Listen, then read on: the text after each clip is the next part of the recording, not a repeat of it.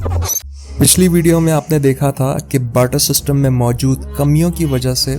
हमें precious metals जैसे सोना, चांदी और तांबे से बने हुए सिक्कों वाली करेंसी को क्यों इस्तेमाल करने की ज़रूरत पड़ी। और आज की इस वीडियो में आप देखेंगे कि वो क्या रीजंस थे जिसकी वजह से हमें ट्रांजिशन करना पड़ा सोने, चांदी और तांबे से बने हुए सिक्कों वाली करेंसी से कागज़ के नोटों पर। दरअसल गोल्ड या फिर दूसरे प्रेशियस मेटल्स को करेंसी के तौर पे यूज़ करने में कुछ मसाइल दरपेश थे जिनका सामना उस दौर के इंसानों को करना पड़ रहा था।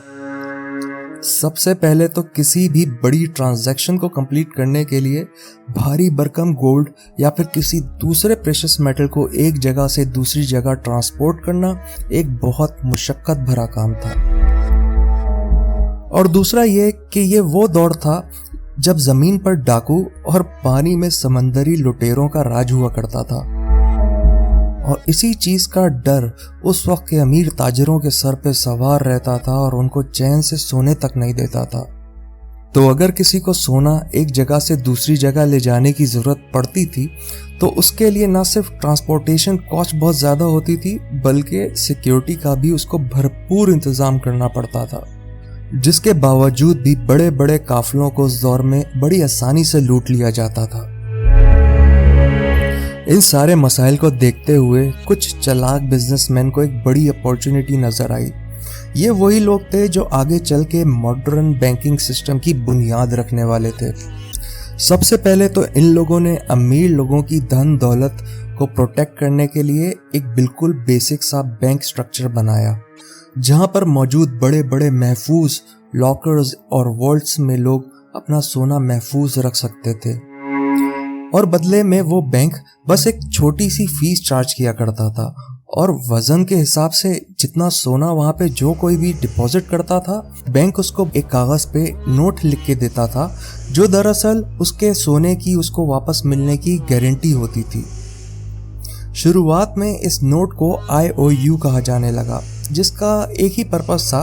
कि जब भी वो शख्स चाहे तो अपना वो कागज़ का IOU बैंक को वापस दे और अपना सोना उस बैंक से वापस लेके चला जाए। आहिस्ता आहिस्ता लोगों में इस तरीक़ेकार ने मकबूलियत हासिल कर ली और लोगों ने गोल्ड कैरी करना ही छोड़ दिया। फिर लोग लेन देन के लिए भी इसी तरह के बैंक IOUs का इस्तेमाल करने लगे, क्योंकि कागज के टुकड़े को छुपा के एक जगह से दूसरी जगह ले जाना सोने की बनिस्बत बहुत आसान काम था। इस तरह के बैंक्स ने यूरोप में बहुत तेजी से मकबूलियत हासिल करना शुरू कर दी, और 17वीं सदी में पहली करेंसी बैंक ऑफ स्वीडन ने सन 1661 में लॉन्च की। इसके बाद दुनिया भर में इसी तरह की पेपर करेंसीज मकबूल होना शुरू हो गई। शुरुआत में ये सारी की सारी पेपर करेंसीज गोल्ड स्टैंडर्ड को फॉलो करती थी, यानी हर इशू होने वाला बैंक नोट उस बैंक के लॉकर में मौजूद फिजिकल सोने को रिप्रेजेंट करता था,